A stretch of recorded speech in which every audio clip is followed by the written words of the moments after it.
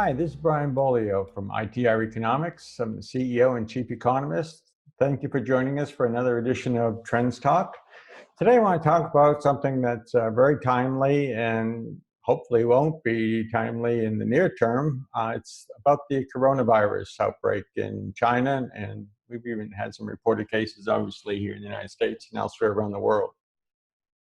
Viral outbreaks like this are obviously scary. Uh, Popular media is full of apocalyptic entertainment, and health officials worldwide are very quick to talk about the potential severity of any outbreak. It's our job here at ITR Economics to think about this in some sort of useful economic context so that we can tell you whether this is a GDP shaping event, whether this is a forecast altering event, or whether this is an opportunity of some sort. So what we've done is we've put the current coronavirus outbreak in the context of prior outbreaks, whether they've been in China or Hong Kong or Africa or other parts of the world. And to broaden the sample base even further, we've looked at other significant natural disasters like the tsunami in Japan, Hurricane Irma here in the United States, the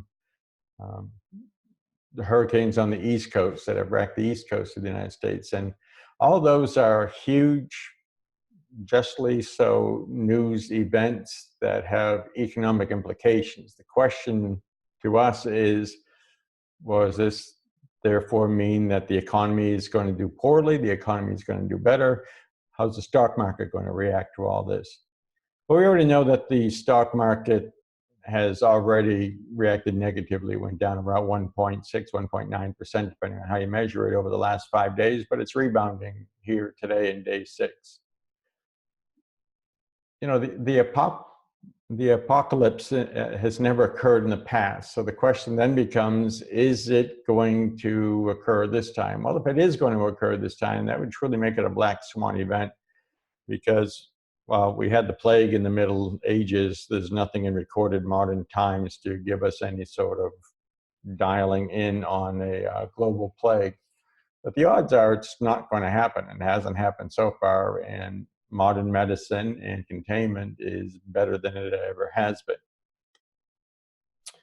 Historically, when we've looked at prior cases, initial concerns always have presented themselves ultimately as buying opportunities.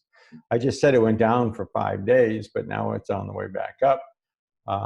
This stock market is going to be rising higher based on economics. And even today's news, United Technologies was up because their earnings are up.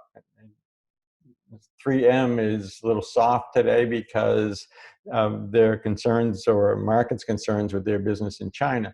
But China's economy is so big, just like the United States, although it's not as big as the United States. This isn't going to knock their GDP off track.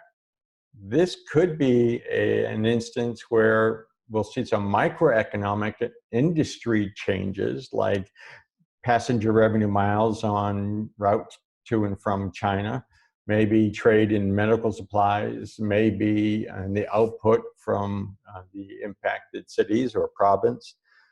But all that's going to be relatively short term, and it's relatively small compared to the size of China's economy. Just like the hurricanes and other outbreaks that we've seen here in the United States have been very small events taken in the construct of just how large the US economy is. So from our perspective, I mean, you got to take these things on a case-by-case basis when it comes to the microeconomics, but we're not changing our GDP forecast for the US, for the globe. I'm not even tempted to change it vis-a-vis China right now. What we're going to do is watch the leading indicators very carefully. China's, global, US. And if they begin to shift because of something we're not seeing, then we'll react to that. Then we will report out on that. But that's not happening yet. And that's one of the benefits of us using monthly data. We avoid a lot of the noise that comes with daily gyrations in the stock market or people's perceptions. for us, it's all about the numbers. And the numbers right now are telling us stay the course. The economy globally is already slowing down, and that includes the US. Your deceleration is going to continue into probably 2Q 2020. Some cases it'll be 1Q depending on the industry. Some cases it'll be 3Q 2020 depending on the industry. But the world is going to be on the upside of the cycle by the end of 2020, and we're going to see a global rise in 2021. And if we really are going to have the apocalypse because of norovirus, there isn't much you and I are going to do about it anyway. So for now, we should just play the odds, plan on what is normal, what has always happened before, and stick to the business of making money. We'll let you know if the leading indicators are telling us otherwise. We'll blast it out from the heavens. But for right now, you just stay the course, work your plans, and play into the business cycle and manage through the business cycle. That's all we can do. That's all you need to do. This is Brian Beaulieu, CEO and Chief Economist of IGR Economics. Thanks again for listening to another Trends Talk.